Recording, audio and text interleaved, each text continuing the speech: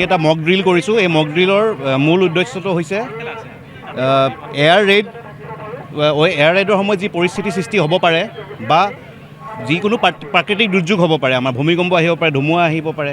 আৰু আপোনালোকে জানে যে অসম জ'ন 6ত পৰে, চাইজমিক জ'ন 6ত পৰে। কিন্তু আমাৰ আজি যোনটো মানে মক ড্ৰিল আছিলে, সেই মক ড্ৰিলৰ আমাৰ যোনটো চেণ্ট্ৰেল মিনিষ্ট্ৰীৰ পৰা যোনটো আমাৰ নিৰ্দেশনা আহিছে আৰু আমাৰ ষ্টেট ডিজাষ্টাৰ মেনেজমেণ্ট অথৰিটি আৰু প্লাছ আমাৰ মিনিষ্ট্ৰী অফ হোম আৰু আমাৰ হোম ডিপাৰ্টমেণ্টৰ পৰা আমি যিখিনি ইনষ্ট্ৰাকশ্যন পাইছোঁ, সেইটোৰ মতে আজি আমাৰ গোটেই এণ্টায়াৰ এক্সাৰচাইজটো কৰা হ'ল।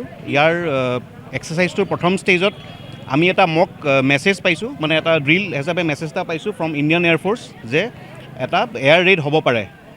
তো সেইটো মেছেজ পোৱাৰ লগে লগে আমি ইমিডিয়েটলি এটা চাইৰেন আমি বজাব লাগে, মানুহ মানে যিখিনি মানুহ আছে সেইটো লোকেলিটিৰ মানুহখিনিক ৱাৰ্ণ কৰিবলৈ। আৰু ইয়াৰ পিছতে আমি APDCLৰ সহযোগত আমি এটা ব্লেকআউটৰ এটা মানে মক ব্লেকআউট এটা আমি কৰিলোঁ।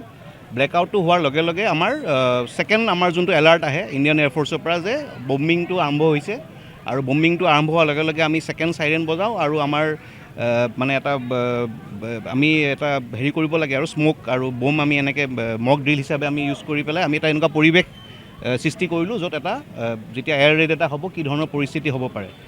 সেইটো হোৱাৰ পিছত আমি অল ক্লিয়াৰৰ কাৰণে ৰখিব লাগে। তাৰমানে বম্বিং হৈ আছে বা বম্বিং হৈ থকাৰ পিছত যেতিয়ালৈকে ক্লিয়াৰ হৈ নাযায় তেতিয়ালৈকে আমি অকণমান সময় ৰখিব লাগে। ৰখাৰ পিছত আমি যেতিয়া চব ক্লিয়াৰ হৈ যায় তেতিয়া আমি আমাৰ যিখিনি আমাৰ চিভিল ডিফেন্স আছে, আমাৰ পুলিচৰ মানুহ আছে, যিখিনি আমাৰ ট্ৰেফিকৰ মানুহ আছে, প্লাছ আমাৰ হেল্থ ডিপাৰ্টমেণ্টৰ মানুহ, আমি খবৰ দিম আৰু ইমিডিয়েটলি আমাৰ ফায়াৰ ৰেস্কিউ আহিব।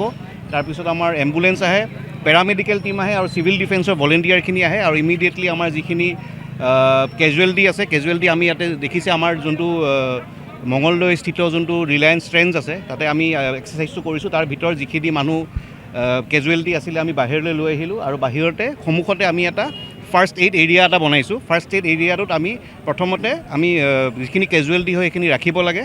ৰখাৰ পিছত আমি চাব লাগিব যে কোনকেইজনক ইমিডিয়েট মেডিকেল এছিষ্টেণ্ট দৰকাৰ, মানে আমি ইমিডিয়েটলি হস্পিটেললৈ ৰেফাৰ কৰিব লাগে। তাৰপিছত আমি সেইখিনি মানুহক আমি ইয়াৰ পৰা এম্বুলেঞ্চ যোগেদি আমি পঠিয়াই দিওঁ আৰু যিখিনি মাইনৰ কেজুৱেলিটি আছে য'ত অন দ্য স্পট আমি ফাৰ্ষ্ট এইড দিব লাগে, ফাৰ্ষ্ট এইড দিয়াৰ পিছত আমি ইয়াৰ পৰাই তেওঁলোকক ঘৰলৈ বিদায় দিছোঁ। নাই সেনেকুৱা কোনো কথা নাই। আপোনালোকে জানে যে যোৱা বছৰ অপাৰেশ্যন সিন্দুৰ হোৱাৰ আগে আমাক এনেকুৱা এটা আমি মক ড্ৰিল কৰিছিলোঁ আৰু এই বছৰৰ পৰা আমাক এটা নিৰ্দেশ দিছে যে আমি প্ৰত্যেক বছৰ দুবাৰকৈ, এতিয়া কাৰেণ্ট যোনটো ইনষ্ট্ৰাকশ্যন আছে সেইটো মতে আমি আজি 17 মে' ভিতৰত আমি কৰিব লাগে, আমি আজি কৰিলোঁ। আৰু এটা আছে আমাৰ নৱেম্বৰ মাহত হ'ব।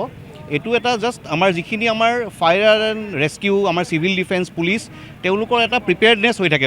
যদি আমি কৰি থাকোঁ এক্সাৰচাইজটো আমাৰ প্ৰেক্টিছ কৰি থাকোঁ কেনেকৈ আমাৰ ৰেছপণ্ড কৰিব এনেকুৱা ইমাৰ্জেঞ্চি হ'লে, সেইটোৰ বিষয়ে এটা আমাৰ এনেই পাব্লিক এৱেৰনেছ এটাও হৈ থাকিব, প্লাছ আমাৰ যিখিনি আমাৰ ৰেস্কিউ ছাৰ্ভিচৰ লগত জড়িত যিখিনি বিভাগ তেওঁলোকৰ এটা প্ৰেক্টিছ এটা হৈ থাকে, যাতে যদি কেতিয়াবা এনেকুৱা হয় ভগৱান নকৰক তেতিয়া আমি ইমিডিয়েটলি যাতে ৰেছপণ্ড কৰিব পাৰোঁ স্মুথলি।